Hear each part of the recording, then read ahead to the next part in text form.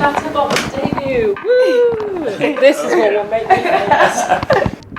Who are Boko Haram and how are they affecting Nigeria? Today on BattaBox, I'll be speaking to a Nigerian political analyst who will tell us more about the matter. Stay tuned.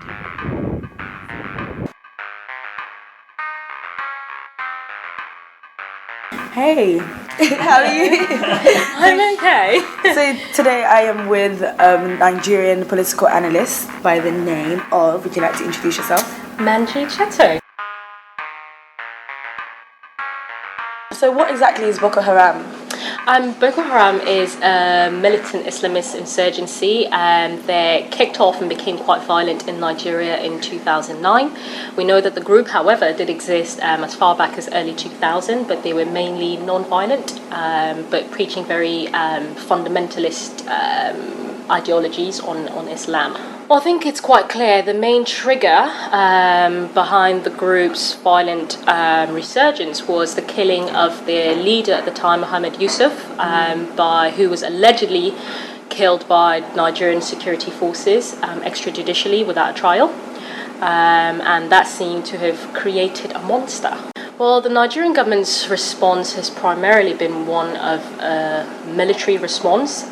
So we've seen soldiers in Nigeria deployed to the northeast corner of the country, which is where the insurgency is concentrated. I mean, we've heard a lot of rumours about Boko Haram being tied to other militant Islamist groups in the Sahel, for example, and even as far as the Horn of Africa, so in places like Somalia and Kenya, but it's very difficult to verify how true some of this is. They're certainly drawing inspiration from each other. I think that would be a reasonable assumption to make. There are reasons to believe that the group was by and large funded by political entities in Nigeria, but I think the fact that they survived for this long suggests that they are having a combination of funding from probably external forces as well outside Nigeria, and I probably won't comment too much on where some of those sources could be. I mean, there's a lot of speculation that some of the funding could also come from the Gulf.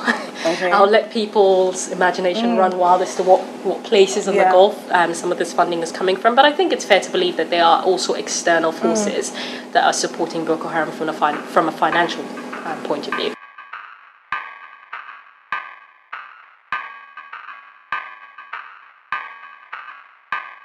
Most important thing, I would argue, from a military strategy that the Nigerian government has done is to improve cooperation with neighbouring countries, because as we know, Boko Haram is operating in a region that effectively is bordered by three other countries, Niger, Chad and Cameroon, and it's quite clear that Nigeria was never going to be able to deal with the problem alone because of the porosity, which effectively how easy it is to move through those borders. What would you have to say about the other issues that are apparent in Nigeria? There's famine, poverty, corruption and everything. What would you have to say about that?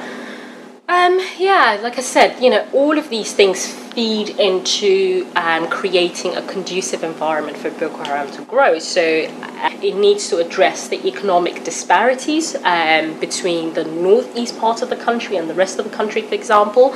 It needs to actually provide the infrastructure that allows economic activities to thrive again in the region. I mean, the north historically has been a key kind of agricultural hub for Nigeria. A lot of that has died down. The textile industry, for example, was quite big in northern Nigeria more broadly.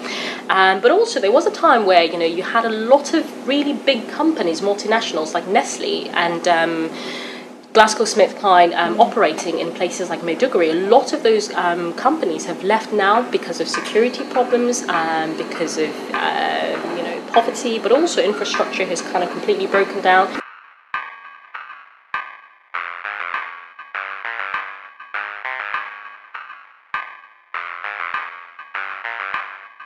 So do you think that we will ever see the Chibok girls again? Do I think, we've obviously had about 200 plus girls kidnapped. So yes, it is possible that we might see some of those girls. I think the longer this has gone on, the less likely we're going to have all the girls back. That's a very, very, as a country, that's a very hard reality to accept. But I think, I'd like to ground a lot of my claims in sort of realism.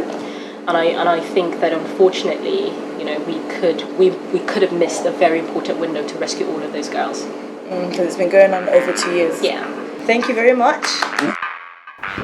Wow, I never knew Boko Haram existed for that long. I hope you found the talk as interesting as I did. What are your thoughts of Boko Haram? Leave your comments in the comment section below. That's it for me, Mary McCauley, BattaBox. Don't forget to subscribe.